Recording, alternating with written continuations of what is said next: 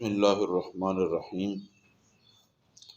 احزاب حزب کی جمع ہے اور اس کا معنی ہے گروہ، جماعت۔ اس صورت کے دوسرے اور تیسرے رکوع میں غزوہ احزاب کا ذکر کیا گیا ہے۔ اس مناسبت سے اس صورت کا نام سورۃ الاحزاب رکھا گیا ہے۔ تو یہ کون سے گروہ تھے؟ وہ مشرکین مکہ، یہودی اور منافقین کے بہت سے گروہ اکٹھے ہو کر مدینہ منورہ پر حملہ آور ہوئے تھے، اسی لیے اس غزوہ کو غزوۃ الاحزاب کہتے ہیں۔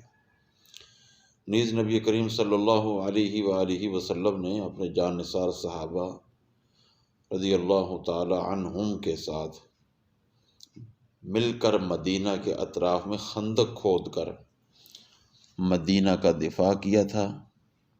اسی وجہ سے اس غزوہ کو غزوہ خندق بھی کہتے ہیں۔ یہ صورت حضور سرور عالم صلی اللہ علیہ وآلہ وسلم کے مدینہ منورہ ہجرت فرمانے کے بعد چوتھے اور پانچویں سال کے درمیان نازل ہوئی۔ اس کے پس منظر میں چار واقعات خصوصی اہمیت رکھتے ہیں۔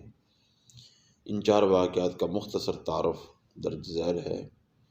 پہلا واقعہ غزوہ احزاب کا ہے، جس کا بھی تذکرہ ہوا، جس کے نام پر اس صورت کا نام بھی رکھا گیا۔ دوسرا اہم واقعہ جنگ قریظہ کا ہے۔ قریظہ یہودیوں کا ایک قبیلہ تھا جو مدینہ منورہ کے مضافات میں آباد تھا۔ حضور اکرم صلی اللہ علیہ وآلہ وسلم نے ہجرت کے بعد ان سے امن کا ایک معاہدہ کیا تھا۔ اس کا ایک حصہ یہ بھی تھا کہ مسلمان اور یہودی ایک دوسرے کے دشمنوں کی مدد نہیں کریں گے، لیکن قریظہ والوں نے غزوہ احزاب کے موقع پر اس معاہدہ کی خلاف ورزی کی اور پیچھے سے مسلمانوں کی پشت پر حملہ کرنے کی کوشش کی۔ اس لیے غزوہ احزاب سے فراغت کے بعد اللہ کا حکم ہوا کہ فوراً قریظہ پر حملہ کیا جائے۔ چنانچہ آپ نے ان کا محاصرہ کیا اور ان کو شکست فاش دی۔ اس واقعے کی بھی تفصیلی صورت میں آئی ہے۔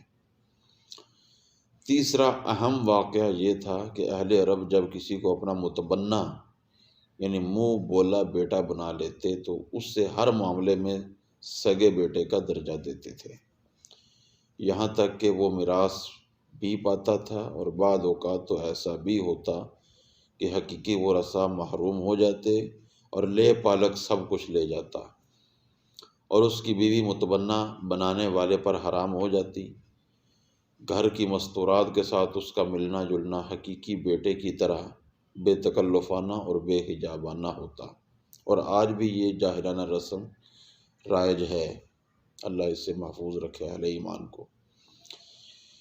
یہ کبھی رسم طرح طرح کی حق تلفیوں اور اخلاقی قباحتوں کا سبب بن چکی تھی، تو آپ صلی اللہ علیہ وآلہ وسلم نے ایسی جاہلانہ رسموں کا قلع کما نہ صرف اپنی زبان مقدس سے کیا بلکہ اپنے عمل سے کیا۔ اپنے متبنہ منہ بولے بیٹے حضرت زید بن حارثہ رضی اللہ تعالیٰ عنہ کی مطلقہ بیوی حضرت زینب بنت جحش رضی اللہ تعالیٰ عنہ سے نکاح فرمایا۔ اگرچہ بد فطرت اور بدطینت لوگوں نے طوفان بدتمیزی کھڑا کیا، لیکن حضور سرور کونین صلی اللہ علیہ وآلہ وسلم کی آفتاب سے تابندہ تر زندگی اور سیرت کے سامنے وہ فتنہ اپنی موت آپ مر گیا، اور اسی نکاح کے ولیمے میں حجاب یعنی پردے کے احکام پر مشتمل آیات نازل ہوئیں، جو پردے کے حوالے سے سب سے پہلی آیات ہیں اور جو اس صورت کا حصہ ہیں۔ علاوہ ازیں اس صورت میں مصطفیٰ کریم صلی اللہ علیہ وآلہ وسلم کے بہت سے اوصاف بیان کیے گئے۔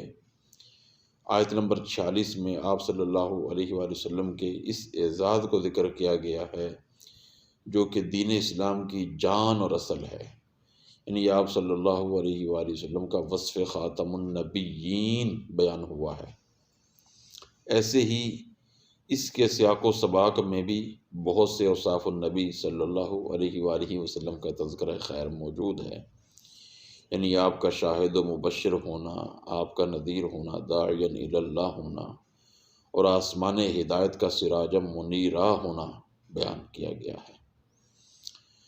اور اس صورت کی آیت نمبر 56 شان رسالت کی عظیم ترین آیت ہے، اس میں رب العالمین ارشاد فرماتا ہے ان اللہ وملائکتہ یصلون علی النبی یا ایہا الذین آمنوا صلوا علیہ وسلموا تسلیما، بے شک اللہ اور اس کے فرشتے نبی صلی اللہ علیہ وآلہ وسلم پر درود بھیجتے ہیں، اے اہل ایمان تم بھی ان پر درود بھیجو اور بکثرت سلام بھیجو۔